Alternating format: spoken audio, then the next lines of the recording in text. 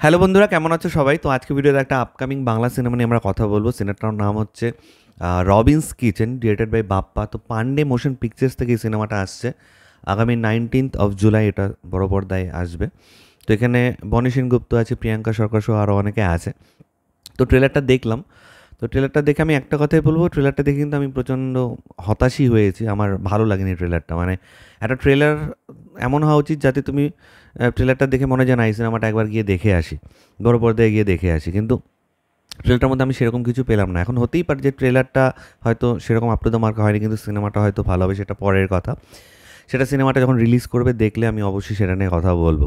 আপাতত ট্রেলারটা নিয়ে কথা বলছি। তো গল্পটা আমরা যেটা দেখতে পাচ্ছি, রবিন এখানে বনি সেনগুপ্ত সে ক্যারেক্টারটা প্লে করছে এবং তার মা খুব ভালো হয়তো রান্না করতো এবং সে চায় তার একটা স্পেশাল ডিশ, সেটা আহ, তার রেস্টুরেন্টে বা ক্যাফে সে যেটা খোলে আর কি পরবর্তীতে, সেখানে সে করবে। এবং সেখানে তার অ্যাসিস্ট্যান্ট বা হেল্পিং হ্যান্ড হিসেবে প্রিয়াঙ্কা সরকারকে আমরা দেখতে পাই এবং ধীরে ধীরে তাদের মধ্যে একটা রিলেশন ডেভেলপ করতে থাকে।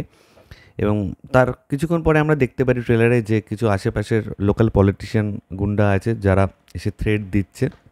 খুব সম্ভবত রবিনস কিচেন যে ক্যাফেটা আছে, সেটা যে জায়গাটা, সেই জায়গাটার উপর এই পলিটিশিয়ান বা গুন্ডাদের একটা নজর আছে।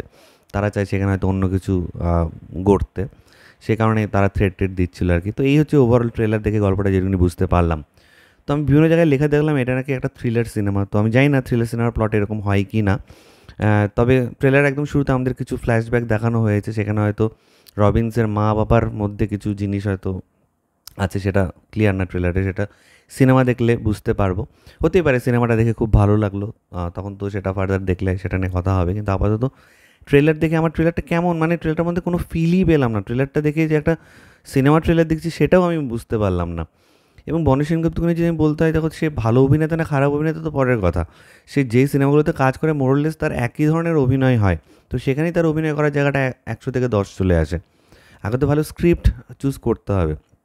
এখন আমি জানি না এই সিনেমাটা কেমন হবে। বনের লাস্ট কয়েকটা সিনেমার কথা যদি বলি, তাহলে সব গদবাদা একই রকমই গল্প, একই রকমেরই অভিনয়।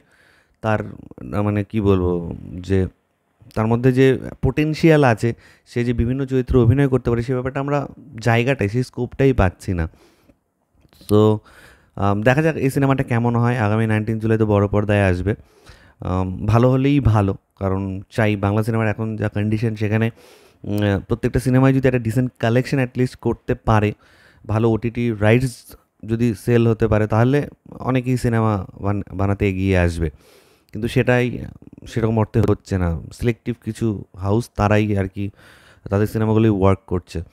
সো রবিনস কিচেন ট্রেলারটা আপ টু দ্য মার্ক হয়নি আমার মতে। পুরোপুরি এটা আমার পার্সোনাল ওপিনিয়ন। তোমাদের কেমন লেগেছে না লেগেছে নিচে কমেন্ট সেকশনে অবশ্যই লিখে জানিও। এবং আমার ভিডিওটা যদি ভালো লেগে থাকে তাহলে লাইক কমেন্ট করতে একদম ভুলবে না। চ্যানেলটাকে যারা প্রথমবার দেখছো, নিচে দেখবে একটা রেড সাবস্ক্রাইব বাটন আছে, সেখানে ক্লিক করে নাও। পাশে একটা বেল আইকন আছে, সেখানে ক্লিক করে অল অপশানে ক্লিক করে নাও।